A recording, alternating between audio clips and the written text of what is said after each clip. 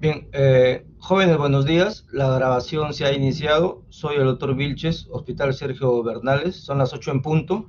Vamos a iniciar hoy la clase teórica de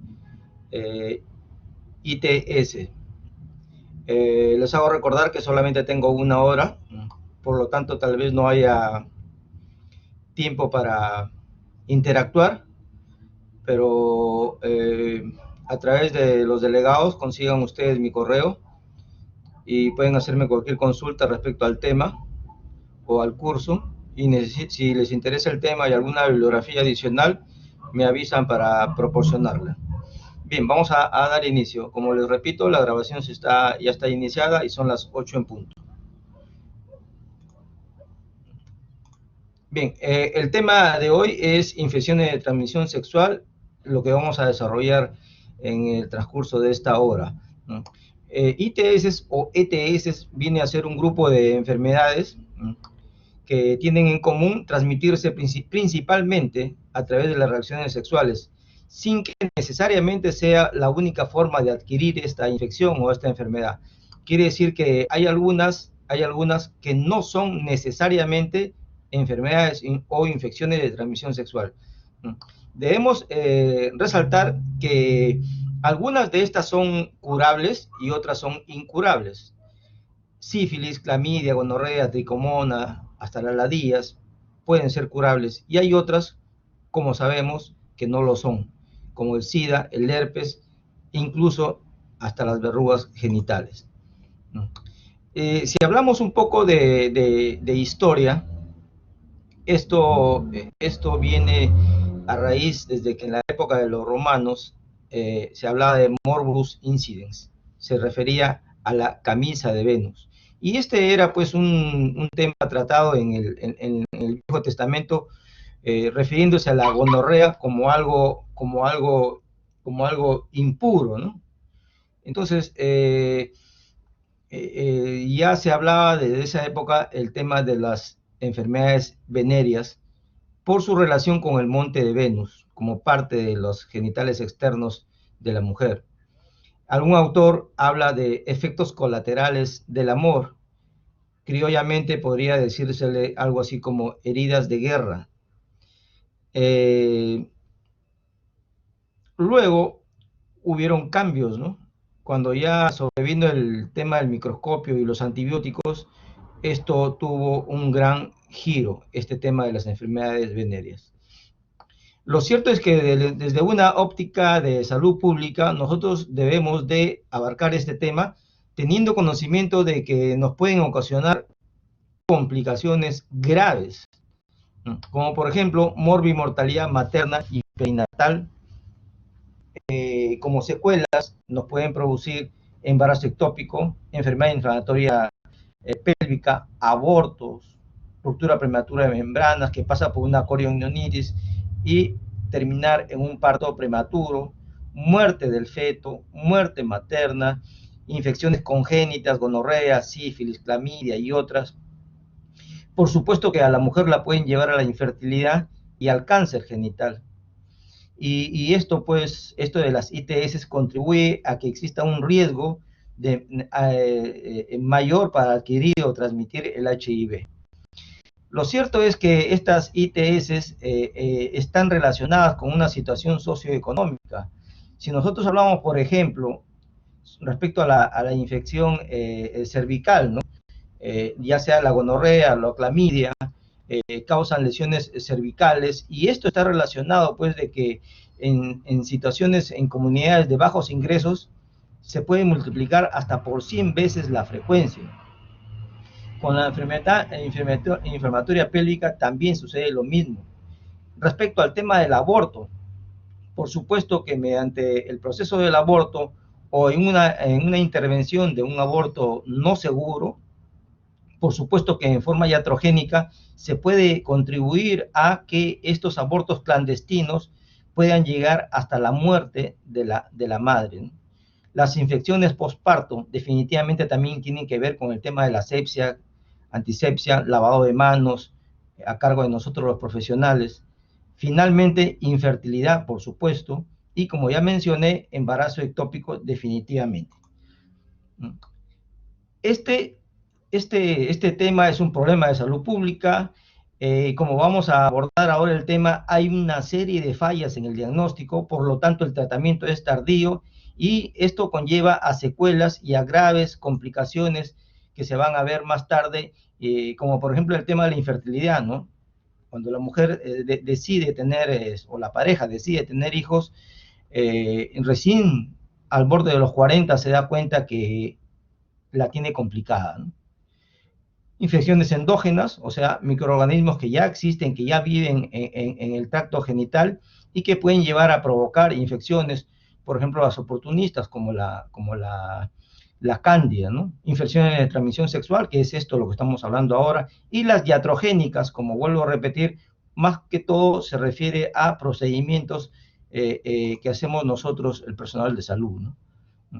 En cuanto a dónde están localizadas, en el caso de la mujer, por supuesto en las trompas, útero, vagina, en el cérvix y en los genitales externos. Y en el varón, definitivamente, pues vejiga, cordón espermático, pene, escroto, epidídimo, uretra y hasta el testículo. Lo cierto es que, bueno, respecto a esta diapositiva, podría haber personas que no estén de acuerdo. Podría inclusive algunos de ustedes sentirse que no es lo adecuado, pero yo aquí estoy para poner las cosas en su lugar. Y en ese sentido, estas cosas que dice en esta diapositiva, aunque no puedan gustar, son ciertas. El turismo definitivamente es un factor de riesgo por el tema de la movilidad de la población. Las migraciones, actualmente ustedes saben, por ejemplo, en el caso de nuestros hermanos los venezolanos, que están en un tema de migración, vienen, la pareja se queda allá, el otro viene para acá o ella viene para acá, entonces ocurre pues de que se inician nuevas parejas. Esto también está ligado en algunos casos a temas de prostitución, por el mismo problema que están pasando. Y esto convierte a esta gente que está en inmigración, convierte a una población de riesgo para las ITS. Definitivamente siempre ha sido reconocido que el personal militar y los policías, por lo mismo que son enviados a zonas alejadas de la propia pareja, y ocurre de que comiencen a tener otras parejas. Respecto a nuestra profesión, concretamente a los médicos, puede no gustarles lo que yo estoy diciendo acá, pero no se trata de que nos guste o no nos guste, se trata de que se diga la verdad, ¿no? Y la verdad es que el propio internado es un factor de riesgo, porque generalmente el interno, en el caso de mi hospital, por ejemplo, es un hospital que queda lejos, sobre todo cuando están haciendo el internado, ellos inclusive alquilan habitaciones, cuartos, departamentos cercanos al hospital y no regresan a sus casas. Entonces conocen a nuevas personas, están todo el día con otro tipo de personas y ocurre este tema de que nos convierten en esta etapa de nuestras vidas como factor de riesgo para ambos, ¿no? Tanto para él como para ella. El serum definitivamente, ¿no? El serum definitivamente es también pues un tremendo problema viene a ser una migración. Es un año que tú te alejas de tu Lima, de tu familia, de tu pareja. Uno puede estar en Tumbes, el otro puede estar en Tacna. Entonces ocurren muchas cosas en todo este año. El tema entonces de la movilidad de la población nos convierte, por lo menos por una temporada, a nosotros los médicos. Relacionados a las prácticas sexuales, ¿no? ¿Cuáles son? ¿Por qué se dice que nuestras prácticas sexuales se convierten en un factor de riesgo asociado? Analicemos esto, ¿no? ¿Cuáles son las relaciones de pareja que hace que esto nos convierta en factor de riesgo? Aquellas relaciones de corta duración, una sobre otra, por supuesto es un factor de riesgo. El consiguiente cambio de compañero o compañera, también uno termina una relación y podría ocurrir de que esta persona entre en un periodo de depre, un periodo pues vulnerable, y como hay muchos dichos criollos, y hasta a veces hay gente que se atreve a aconsejar y dice un clavo saca otro clavo, lo cual obviamente no es cierto, ¿no? Entonces, en esta época de que uno termina con una relación, entra en depre, y hasta que inicie otra relación, ocurre que puede haber un invitado, ¿no? Un tercero, que puede ser por pocos días o un par de semanas, hasta que se inicie otra relación. Entonces, en un corto tiempo existen tres parejas, tres personas, tres contactos. Entonces, eso convierte en que haya relaciones de corta duración y nos convierta en un factor de riesgo. Por supuesto que la sodomía, la bisexualidad, múltiples parejas sexuales, definitivamente es un factor de riesgo. La mayor tendencia a mantener relaciones sexuales esporádicas, definitivamente. Y ahora ustedes saben esta realidad, ¿no?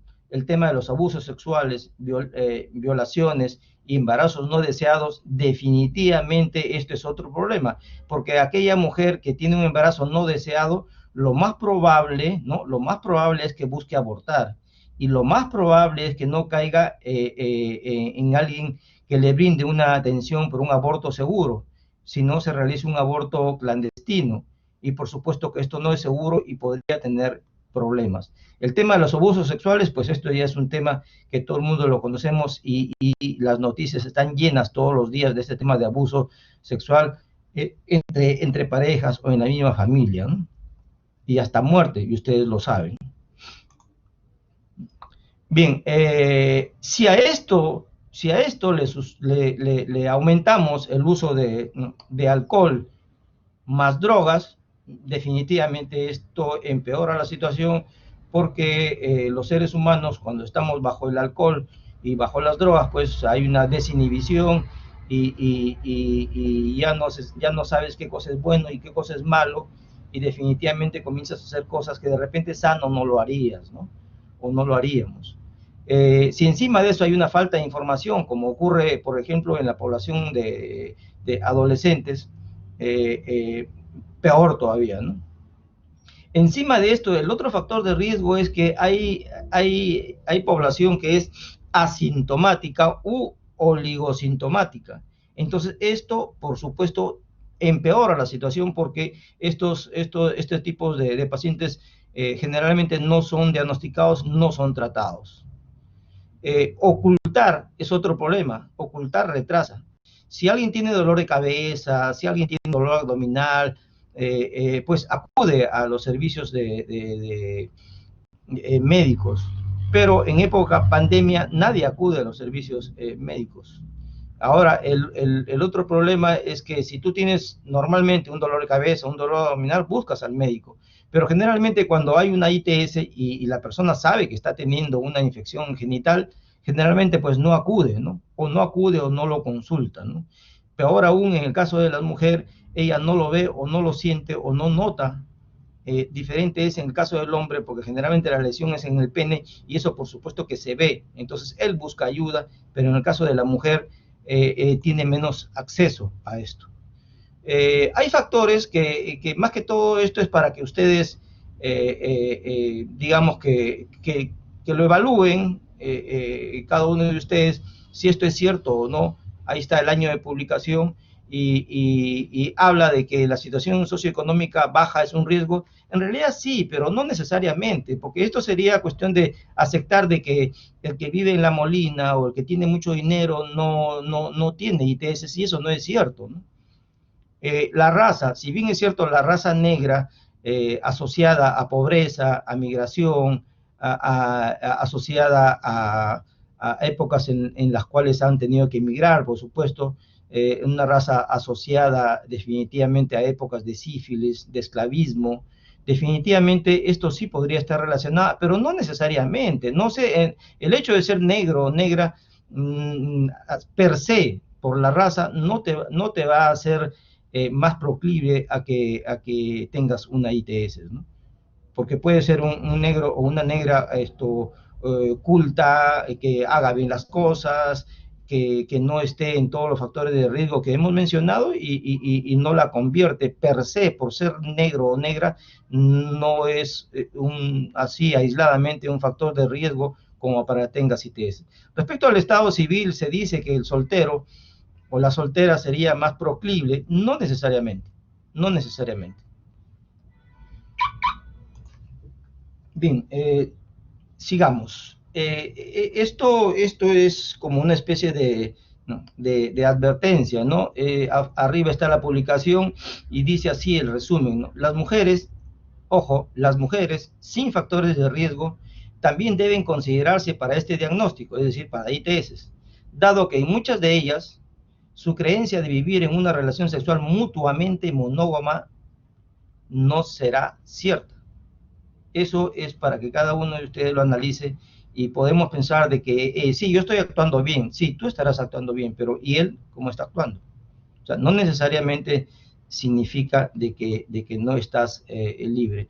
Este es un cuadro que nos ayuda, sobre todo se usaba antes en SIDA, desde riesgo muy alto hasta sin riesgo. Es decir, ¿cuál es el que tiene mayor riesgo? El que tiene mayor riesgo es el sexo anal o sexo vaginal receptivo, o sea, el que recibe sexo vaginal, el que recibe el sexo anal sin condón.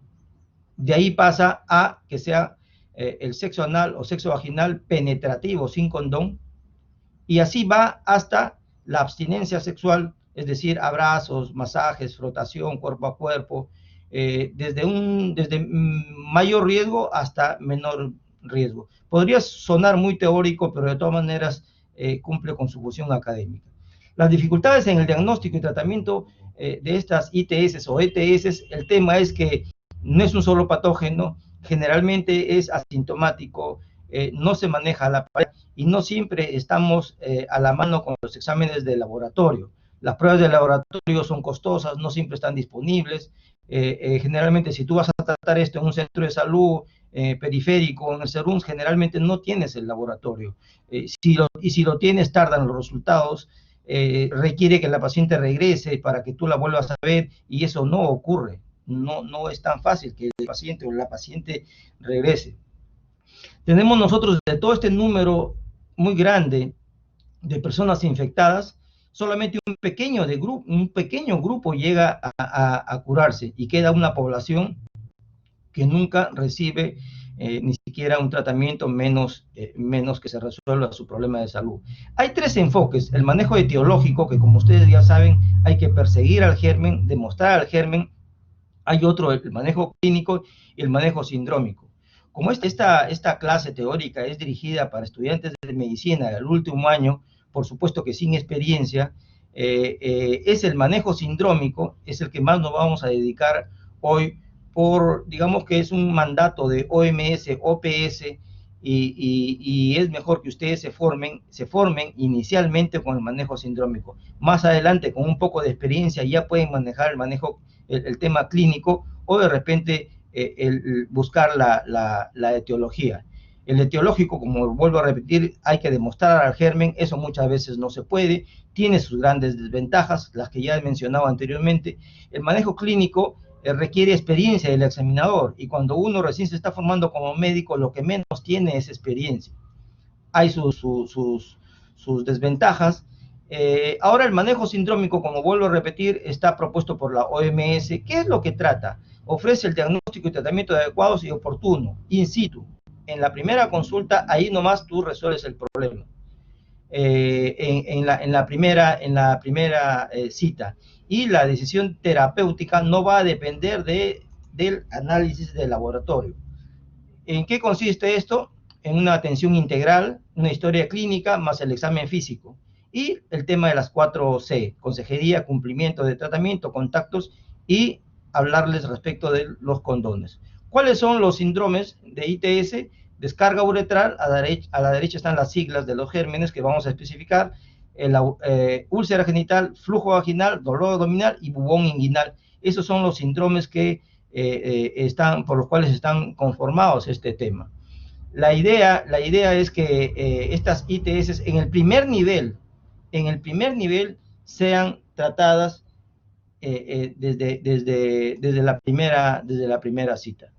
Por supuesto, como este manejo sindrómico ha sido hecho por seres humanos y por lo tanto es una cuestión imperfecta, tenemos que declarar de que la sífilis adquirida no primaria, el condiloma combinado, que es el PBH con toda su frecuencia, y los ectoparásitos no están dentro del manejo sindrómico. Esa es una desventaja.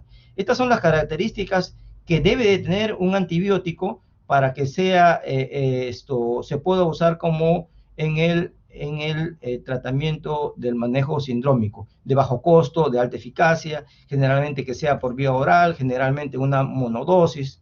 Pasemos a hablar respecto al síndrome de descarga uretral. Este es el código CIE-10, y por supuesto que viene a ser una queja bastante común en hombres y representa una uretritis o una infección de la uretra. Se caracteriza, como ustedes ven en las fotos, una secreción o un fluido por la uretra acompañado de ardor y dolor. Puede ser desde una secreción de este color, que pareciera ser pues una especie de leche Nestlé, hasta algo más fluido y menos blanco, que solamente podría ser que manche la truza nada más.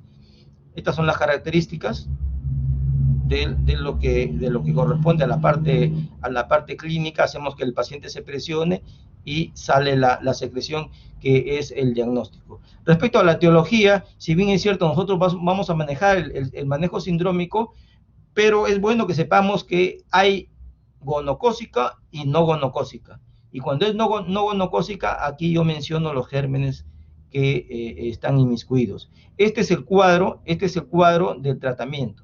Este es el cuadro del tratamiento. UG nos referimos a la gonocócica, que es la Neisseria gonorrhoeae, y no gonocócica cuando se refiere a la clamidia. El esquema, si bien es cierto, ya no le tenemos tanta confianza a las quinolonas. Si tú no quieres usar la quinolona, aquí tienes las alternativas. Lo cierto es que no se confundan, este es el esquema recomendado, y ojo, aquí dice más, es decir, cipro más el de abajo. Si no quieres la quinolona, tienes aquí las alternativas, pero aquí, como son alternativas, es o este, no pueden ser las tres. Por supuesto que es más el de abajo.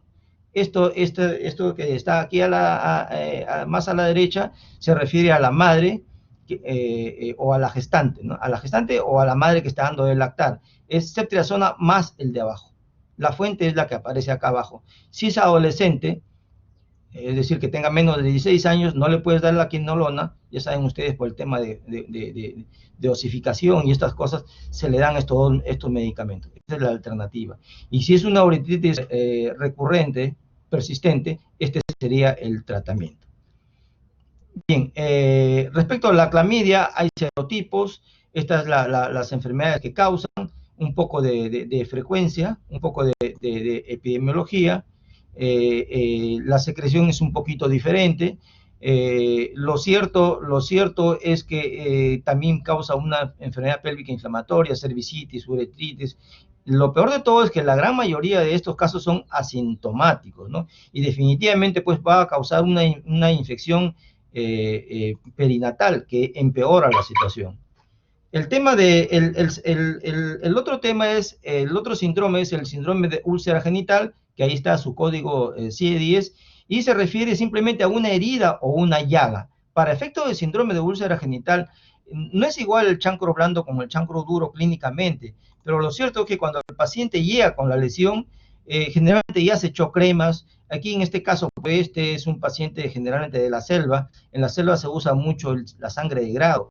Cuando el paciente llega en lugares de nuestra selva a quejarse por una lesión en el pene, generalmente ya viene un pene negro por el tema de la sangre de grado, porque ellos le tienen bastante confianza a este producto vegetal. Entonces, encima que tienes una lesión que ya está encima ya pintada de negro, es más difícil. Lo cierto es que para el manejo del síndrome de úlcera genital, la idea es tratar la llaga, tratar la herida, sin llegar a determinar clínicamente si es chancro blando o chancro duro. Son diferentes, uno duele, otro no duele, uno es sucio, el otro es limpio, entre comillas, uno es elevado, uno tiene un borde, el otro no lo tiene, pero para efectos prácticos, para ustedes que vamos a manejar el tema sindrómico, no interesa eso. Úlcera, llaga, ustedes por supuesto que saben cuál es la etiología, pero ustedes van a disparar a estos dos. En el caso de herpes genital, que clínicamente es diferente, tiene otro tratamiento, por supuesto. Algunas características, pero lo cierto es que, por ejemplo, una pápula sensible, por lo general una úlcera que sea muy sensible, dolorosa, sucia, generalmente es un chancro blando. El chancro duro tiene otras características. Pero lo cierto es que, como vuelvo a repetir, puede ser múltiples, ¿sí? Para el tema del manejo sindrómico, lo que nos interesa es la llaga. ¿Ves la llaga? Y das el tratamiento que vamos a especificar. No entremos en el detalle de que si es chancro blando o chancro duro. Tú vas a tratar con los medicamentos los dos. Esto sería más bien un herpes que tiene unas vesículas, unas bolsitas, es muy doloroso. Esto en la selva le llaman copochas, ¿no? Hablando en médico, son vesículas, son muy dolorosas, y esto lo diferencia de las dos. O sea, clínicamente tú sí podrías verificar, estas son las lesiones, las vesículas o llamadas copochas en la selva. Lo cierto es que tú ves la úlcera, por supuesto que en la RS actúa pues labios, dedos, lengua, y también las lesiones podrían estar ahí, ¿no? En cuanto al herpes, saben ustedes que hay otro tipo de herpes que también llega a lo que es el herpes labial, ¿no? Manos, dedos, vulva, genitales externos, cervix, son todas las partes que pueden ser tomadas por este tema. Veamos al asunto de la sífilis. Ustedes saben, a grosso modo, que puede ser congénita, puede ser adquirida. La temprana, esto se refiere a estadio primario, secundario, latente o tardía. Eso es simplemente para hacerlo recordar y ubicarnos dónde estamos. Estamos acá, en la lesión primaria, que es la que vamos a ver. La otra no es el tema. Son lesiones ulcerosas, entre comillas, limpia, no debería de doler, diferente al chancro blando, que sí duele, es una lesión sucia.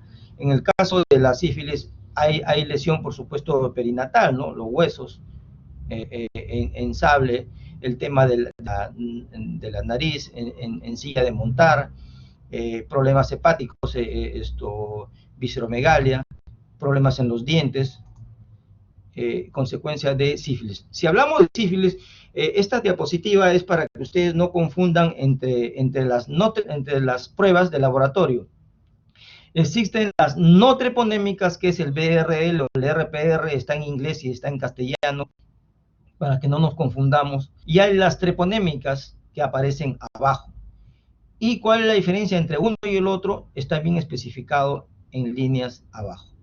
Eso es como una cuestión teórica. Vamos al tratamiento. Aquí en este cuadro aparece el tratamiento para sífilis y el chancroide. 1 está acá y 2 está abajo. Yo lo que voy a hacer es el tratamiento. Si yo veo una úlcera, yo tengo que dar los dos tratamientos. Aunque a ti te parece de que puede ser blando, igual tú le das para los dos, porque pueden coexistir.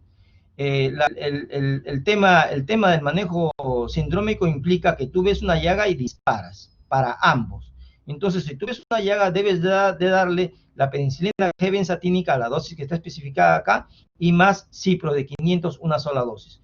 ¿No le tienes confianza a la cipro? Bueno, aquí tienes las alternativas, ¿sí? Vamos a suponer que no usar penicilina G benzatínica, lo cual no estaría bien, pero de todas maneras, si no quieres usar, esta sería la otra alternativa. Y acá a la derecha aparece la alternativa para la gestante o la madre que está dando de lactar, o para la adolescente que tiene menos de 16 años, a estas pacientes no vamos a usar la quinolona, por supuesto, no la vamos a usar. Estos son los tratamientos para herpes, que son varios, puede ser ya sea vía oral, puede ser también tópica. Vamos al síndrome de flujo vaginal. Arriba está el código, abajo está la definición, y este cuadro es el que deben ustedes aprenderse para que no se confundan. Se divide en infección vaginal o la infección del cuello, del cervix. En cuanto a la vaginal, se divide en dos, que viene a ser la vaginitis, y acá están los gérmenes, y la vaginosis bacteriana, que acá está el germen. En cuanto al cervix, la llamada cervicitis, son dos gérmenes que aparecen aquí abajo. Algunas fotos, ¿no? Algunas imágenes de lo que provoca la gonorrea, no solamente en ella, sino también en el recién nacido, en los genitales. Y este sería el cuadro. No se asusten por el tamaño. Parece grande, pero no es grande, porque si comenzamos a desmenuzarlo, fíjense ustedes que aquí a la izquierda aparece el síndrome, ¿sí? Lo que acabo de mencionar. Por supuesto que aquí está el germen y empieza el tratamiento, si es no gestante o si es gestante. Si no está gestando, tenemos dos esquemas, el esquema completo, el recomendado, que es todo esto, y las alternativas, si no quieres usar esto o no lo tienes. La idea es dar este producto, es decir, Cipro, más, por eso aquí bien claro, el más acitro, más metronidazol, más la dosis única del óvulo, y aquí, como vemos nosotros, se repite metronidazol, pero obviamente se le va a dar solamente una dosis de 2 gramos por vía oral. Esto, como vuelvo a repetir, es la recomendación de OMS, OPS, y está bien descrita en los libros, en las normas establecidas por nuestro país. Estas son las alternativas y este es el esquema recomendado cuando se trata de gestantes, inclusive también con su alternativa. Bien, criterios para vaginosis bacteriana es 3 de 4, aparecen acá. Estos son los que tengan un flujo vaginal fluido, blanco, grisáceo, homogéneo, que se adhiere a las paredes. Esto es muy importante. Tú pones el espéculo y ves que es una secreción que está, es un flujo que está adherido a las paredes vaginales. Si haces el pH, va a aparecer mayor de 4.5.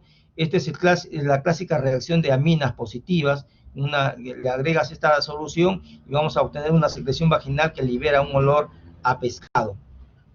Por supuesto, existe el otro criterio, que es el de las células o células claves. En cuanto a la Gardnerella, estas son las características de la secreción. No presenta picazón, que la hace diferente a la micosis, pero podría estar presente también la cándida, entonces ya cambia el tema. Como vuelvo a repetir, generalmente no es solamente un germen, podrían ser 2 o podrían ser 3. Usando la tinción Gram, aparece el tema de unas imágenes estándares. En la citología del PAP, tenemos la sensibilidad y la especificidad. Podemos hacer cultivo o PCR, y aquí tenemos las células clave para tratar de encontrar un criterio para este diagnóstico. Por supuesto, complicaciones obstétricas y ginecológicas. Las cuestiones obstétricas, tenemos parto prematuro, corionitis, ruptura prematura de membranas, endometritis, inclusive fiebre postparto, y aquí a la derecha aparecen las complicaciones ginecológicas. Lo cierto es que la infección generalmente pues es asintomática, es frecuente en gestantes. Hay que evaluar el tema de que esto no solamente es de ella, sino el tema va por los dos. El asunto de la cándida, las características de la secreción, está acompañada, por supuesto, de prurito, es abundante, viscosa, grumosa, es un color blanco guión amarillento, y ahí está el tema respecto a lo del pH de esto, lo que provoca en vagina. La tricomona, igual ahí están las características, es algo maloliente, baja viscosidad, abundante, verde amarillento, hay ardor, hay dispareunia, hay disuria y un pH mayor de 5. Vamos al síndrome de dolor abdominal bajo, que es otro síndrome de este manejo. Ustedes ahorita en estos momentos, después de haber llevado medicina, después de haber llevado cirugía, ustedes lo primero que sí están en capacidad de diagnosticar definitivamente es pues el asunto de descartar un abdomen agudo. Es decir, ustedes jóvenes están en toda la capacidad de diagnosticar un abdomen agudo. Ya sea médico o quirúrgico. Ustedes están en toda la capacidad de poder diagnosticar, por ejemplo, una apendicitis, ¿sí? Ustedes definitivamente están en toda la capacidad de diagnosticar si concomitantemente hay un embarazo. Eso es lo primero que deben hacer ustedes. Es decir, es una mujer que aqueja dolor abdominal bajo. Ustedes lo primero que tienen que hacer es lo que menciono acá. Descartemos que no se trate de un abdomen agudo quirúrgico, descartemos que la mujer esté embarazada o no esté embarazada. La mayor cantidad de nuestra población que aqueja esta patología va a ser una mujer en edad reproductiva. Por lo tanto, tenemos la obligación de ver si confluentemente, concomitantemente, ella está embarazada. Debemos estar en la capacidad de descartar un embarazo ectópico, una apendicitis. Clínicamente, recuerden ustedes la cronología de Murphy, con eso nosotros podríamos descartar apendicitis. Siempre hay que recortar el aborto. Pensemos a la mala. Por más que no nos parezca, siempre piensen en aborto. Repito, siempre piensen en aborto, porque la paciente que acude a tu emergencia, la paciente que te va a ver, no te va a saludar y después te va a decir, ¿sabe que yo hace pocos días me he hecho un aborto? No te lo va a decir. Lo ocultan generalmente, pero tú tienes que sospechar de que existe esta posibilidad. Por supuesto que hay que descartar un quiste de ovario a pedículo torcido, también hay que descartar y pensar en la presencia de un absceso pélvico, porque eso complicaría el tema, inclusive podría llevarla hasta la muerte, ¿no? Este es el código y es un tema, una infección que compromete a los órganos reproductivos y generalmente, como vuelvo a repetir, trae serias consecuencias, tanto agudos y por supuesto crónicas. Por lo tanto, debemos de tener en nuestro esquema mental de que si no diagnosticamos esto a tiempo, evoluciona hasta llegar a una severidad. Puede provocar peritonitis pélvica, abscesos, peritonitis generalizada, y más adelante podría llegar a tener un tema de obstrucción parcial o completa de las trompas y provocar un embarazo ectópico, inclusive llegar a tener problemas de infertilidad, y ahora que es cada vez más frecuente y bien merecido que la mujer ha salido a perfeccionarse, a profesionalizarse, y esto ha convertido a que la mujer generalmente posterga tener hijos. Entonces posterga tener hijos después que ya es profesional, después que ya está mejor económicamente, después que ya hizo su maestría, su doctorado, después que ya está profesionalizada y competente, recién se anima a tener hijos. Y esto ocurre a los 38, 39, 40, cuando recién se da cuenta que ella tiene problemas de infertilidad. Y ahí empieza el desastre de su vida, ¿no? Porque se frustra, por supuesto, ver a una pareja que quiere tener hijos y no puede. Es un tremendo problema, más frecuente de lo que ustedes se pueden imaginar. Lo cierto y lo que complica esto es de que cuando acude una mujer por dolor abdominal en hemiabdomen inferior, hay una serie, una lista de sintomatología, ¿no?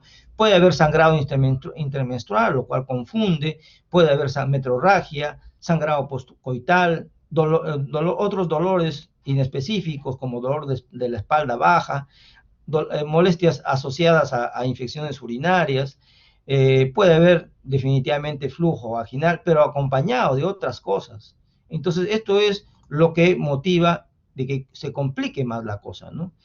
Esto definitivamente, desde el punto de vista epidemiológico, es un tremendo problema, porque la mitad de las mujeres antes tenían vaginosis bacteriana que no había sido diagnosticada. Y esto hay que tener bastante cuidado por lo que acabo de mencionar, el tema del riesgo, ¿no?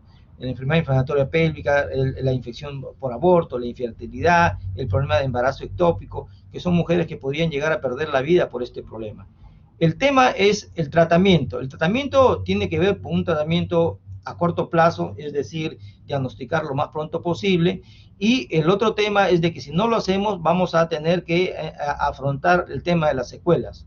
Este sería el tratamiento, ¿sí? Arriba están los gérmenes, abajo está el tratamiento, y obviamente aparece ahí los gérmenes para que ustedes estén claros, están disparando, pero ustedes saben a quién están disparando. Al disparar para todo el síndrome, ustedes están disparando para Neisseria gonorrea, para clamidia y para nairobios, para los tres. Este es el esquema recomendado: cipro más doxy más metro. Este es el tratamiento, estas son las alternativas.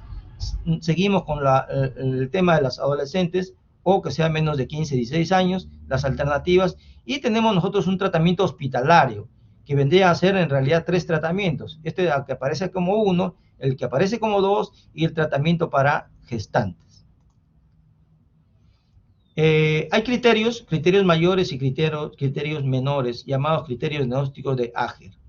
El criterio mayor es una historia con una presencia de dolor abdominal, es decir, la mujer aqueja un dolor en el abdomen inferior. Lo clásico es que si encima de eso yo descubro como signo un dolor a la movilización del cuello, a la exploración vaginal, por supuesto que es un criterio mayor. Y si además hay un dolor anexial, ya con esto, con la presencia de los 3 mayores más 1 menor, definitivamente yo tengo el diagnóstico clínico. Repito, hipersensibilidad en el abdomen, en la parte inferior, sensibilidad al mover el cuello y sensibilidad anexial son los 3 criterios mayores, más 1 menor, está hecho el diagnóstico. Estos son los menores. Criterios mayores, los 3 presentes, más uno de los menores.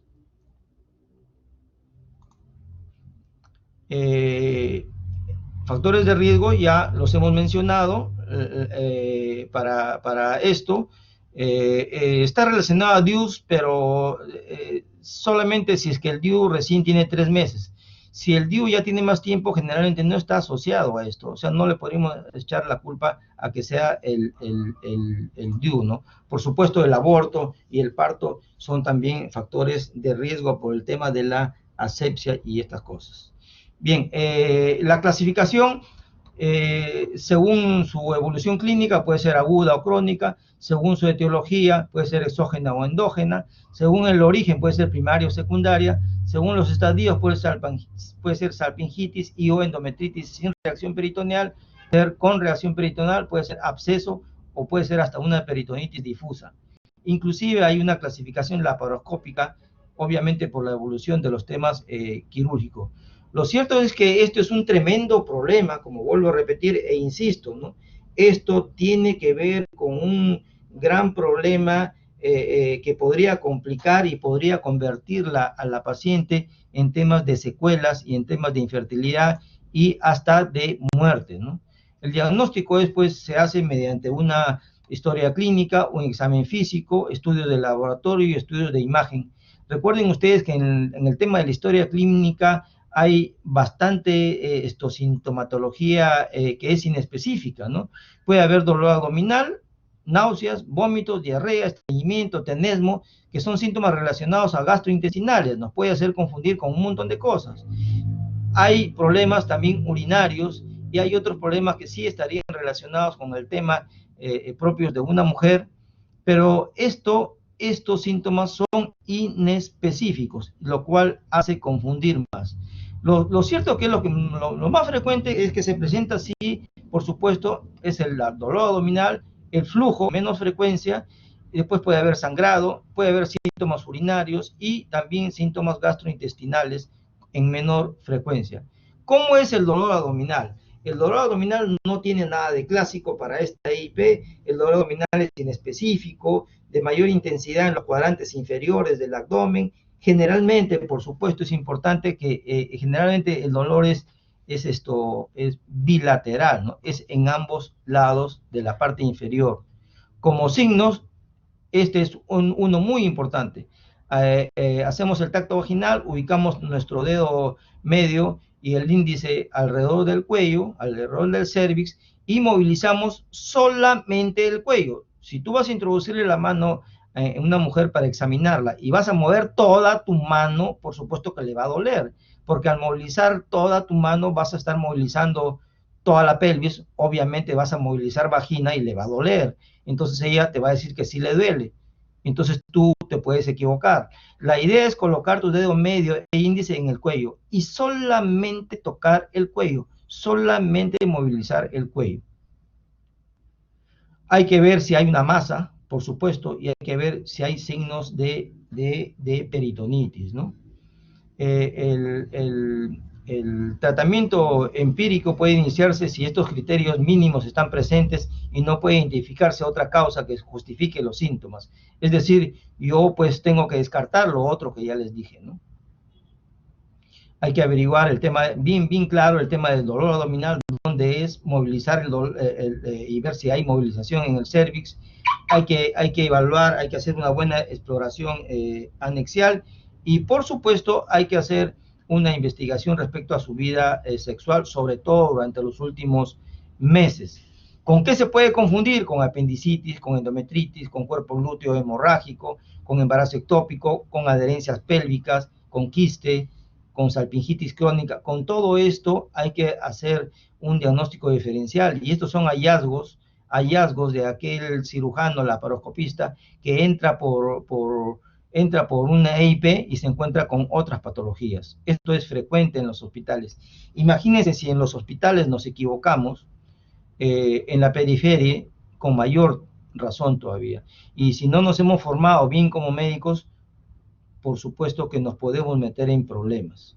Así que una de mis recomendaciones siempre es, en cada una de mis clases, es que tratemos de formarnos lo mejor posible, porque nosotros somos médicos, entonces una equivocación nuestra podría ser realmente, ¿por qué no decirlo? Podría ser fatal, ¿no? Bien. Respecto a los criterios para hospitalizar, esto es un tema que también tiene que ver con tu criterio, ¿no? Si tú estás viendo en tus serums a una paciente que tú crees que tiene una EIP y crees que está estable, que la puedes manejar ambulatoriamente, yo te recomendaría que inicies tratamiento y la tengas cerca, en el sentido que sepas dónde vive, generalmente si es un pueblo pequeño, o decirle que venga al día siguiente o en 48 horas, ¿no? Esto ya se sale fuera de lo que es el manejo sindrómico, por supuesto, pero también no tomemos el manejo sindrómico como una camisa de fuerza, ¿no? Recuerde que como profesionales tenemos un criterio. Entonces, si yo sospecho de un absceso pélvico, ni hablar, pues no la voy a mandar a su casa y decirle vente mañana, ¿no? Si tú sospechas de un absceso pélvico, es mejor que la refieras para hospitalización. Si además tiene fiebre, ni hablar. Si está embarazada y sospechas de una EIP, refiérela. Si sospechas de peritonitis, tienes que referirla. Si el diagnóstico es incierto, no sabes qué cosa es, estás confundido, es mejor que la refieras. Si la paciente, tú le das un diagnóstico de una EIP, tiene un DIU, refiérela. Esas son las cuestiones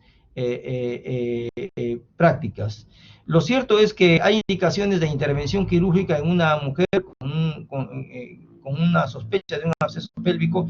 Es un abdomen agudo, puede estar en un shock seco, existe una bacteriemia que persiste la fiebre, puede tratarse de un absceso que se rompe. Estos son todos los diagnósticos diferenciales. Y como ven ustedes, no es fácil ni va a ser fácil. Vuelvo a repetir, nosotros en los hospitales nos equivocamos con esto. Con mayor razón ustedes iniciando su actividad profesional en el CENUS podrían equivocarse. Así que si tienen dudas, es mejor que la refieran. Siempre, por supuesto, no es que inmediatamente la refieres, ¿no? Tienes que evaluar y ver que no se trate de una emergencia. Y si se trata de una emergencia, por supuesto, referirla de todas maneras.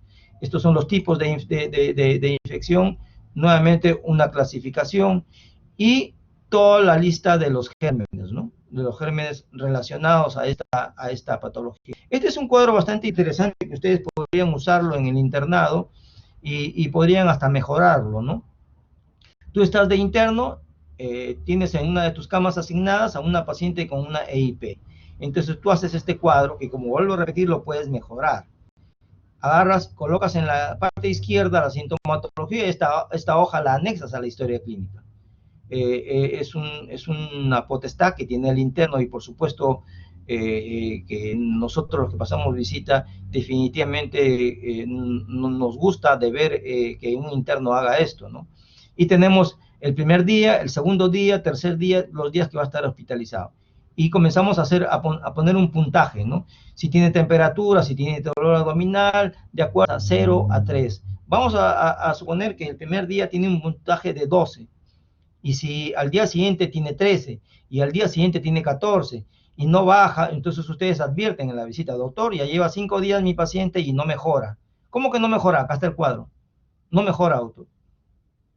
Esto es básico, como vuelvo a repetir, este cuadro, y estoy seguro que ustedes lo pueden mejorar definitivamente. Vamos al síndrome de bubón inguinal. Esta es una imagen, este es el bubón, ¿sí? Puede estar concomitantemente tener una úlcera. Este es el bubón, acá lo que estoy señalando con la manito. Esta es algunas generalidades respecto al diagnóstico diferencial, ¿no? Porque también esto podría confundir. El síndrome de bubón inguinal es principalmente ocasionado por un linfogranuloma venéreo que se llama enfermedad de Nicolás Fabry y cuyo agente etiológico es la clamidia, también el chancroide, y también otra causa de bubón inguinal es el tema de la tuberculosis, que también debe estar presente como diagnóstico diferencial.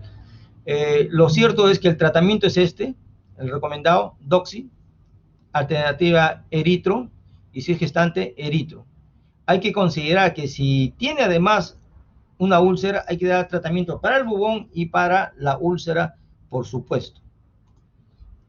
Este es un cuadro que se puede usar cuando tú quieres administrar penicilina, pero la paciente te da datos de que podría ser alérgica. Esta prueba debería hacerse en un hospital. No deben hacerlo ustedes en el serum de rutina porque se pueden meter en problemas. Pero sí resulta. Este es un cuadro sacado de las normas técnicas de nuestro Ministerio de Salud, de nuestro país.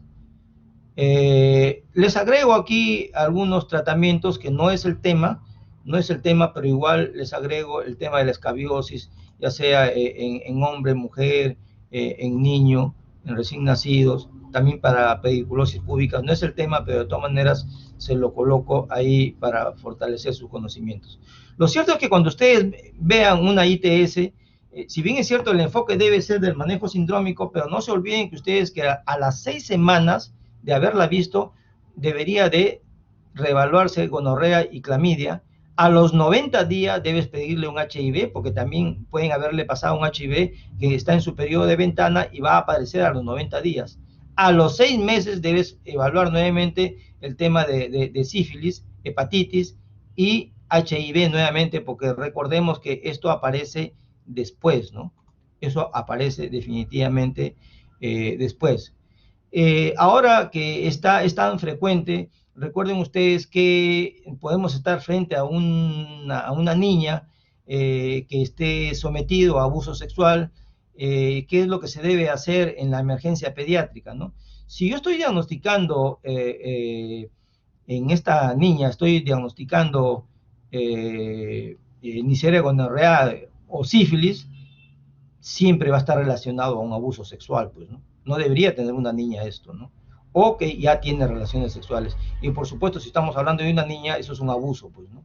Frecuentemente, si yo encuentro herpes, clamidia o tricomonas, frecuentemente podría estar relacionado a tema sexual. Y posiblemente, si es que es condiloma, escabiosis, pediculosis o Gardnerella, ¿no? Esto tener presente. Si tú diagnosticas gonorrea o sífilis, definitivamente ahí tiene que haber un problema de actividad sexual, ya sea consentida o sea por abuso, pero definitivamente si tú ves gonorrea o sífilis, tenemos que pensar, y esa es mi fuente, ¿sí? Esa es mi fuente bibliográfica, la que aparece ahí arriba. Causas virales, de todas maneras, la colocamos, los condilomas, hepatitis, herpes simple, molusco contagioso y por supuesto el tema del HIV definitivamente. Algunas diapositivas relacionadas al cáncer de cuello uterino y HPV, que yo sé que ustedes tienen otra clase respecto a eso, pero es necesario que sepan las vías de transmisión, que puede ser genital-genital, manual-genital, oral-genital, madre-feto. Tengamos en cuenta que el PVH, el condón no nos protege definitivamente contra el PVH, toda vez que el condón llega hasta es colocado en el pene por supuesto que cubre solamente el pene, pero hay otras partes que no cubren, ¿no? Ya sea dedos, lengua, no está cubierto, ¿no? Lo cierto es que ustedes saben que esto es bastante frecuente, tanto en hombres como en mujeres, y sobre todo en el caso de ellas, gracias a Dios les da tiempo, ¿no? Da tiempo para que uno pueda evitar la progresión hacia un cáncer. Felizmente esto avanza muy lentamente y desde el punto de vista epidemiológico nos da tiempo para actuar.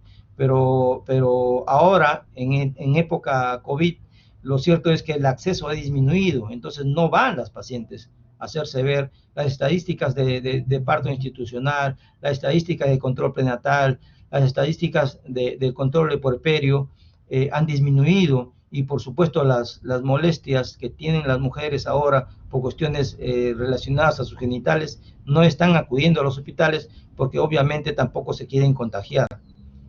Ese tema de acceso está empeorando todo esto. Si bien es cierto, tenemos bastante tiempo, un tiempo ampliado de incubación, de crecimiento activo, hasta que llegue a una enfermedad persistente o recidivante o llegue a un cáncer, el tramo es bastante largo. Esto es una cuestión epidemiológica de por qué este virus se transmite tan fácilmente, porque es tremendamente frecuente tanto en hombres como en mujeres. Estas son las lesiones que pueden causar, desde un cuello normal hasta una displasia leve, moderada o severa, y por supuesto que llevarla definitivamente hasta un cáncer.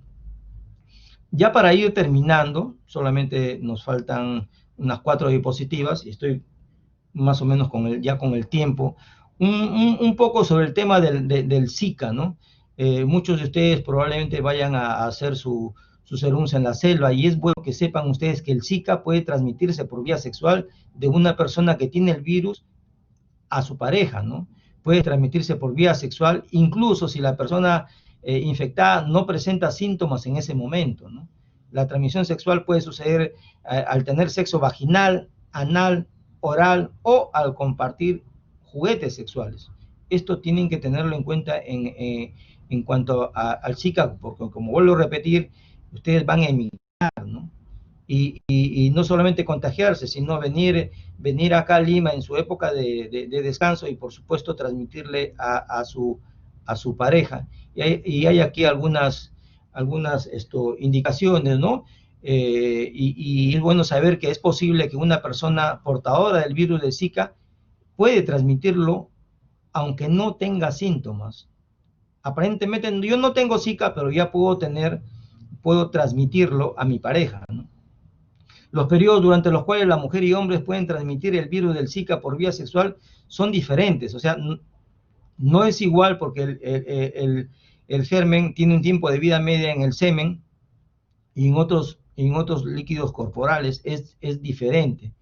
¿El condón te cubre? Sí, sí te cubre, así que hay que tenerlo en cuenta. Esto es respecto a la pareja, las características de la pareja que está afectada y el periodo para prevenir la transmisión sexual.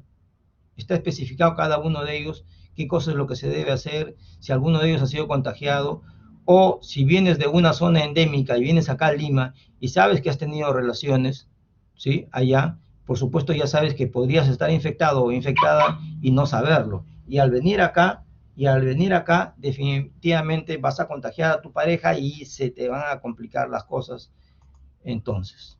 Bien, eso es todo lo que yo quería transmitirles. Lamentablemente no tenemos tiempo para preguntas, pero como les vuelvo a repetir, con cualquiera de sus compañeros de mi sede pueden conseguir mi correo y a la vez poder contestar algunas de sus preguntas a través del mismo.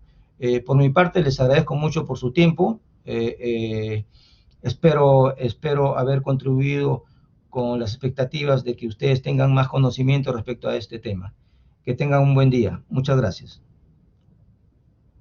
Muchas gracias, doctor. Gracias, doctor. Gracias. Gracias a ustedes.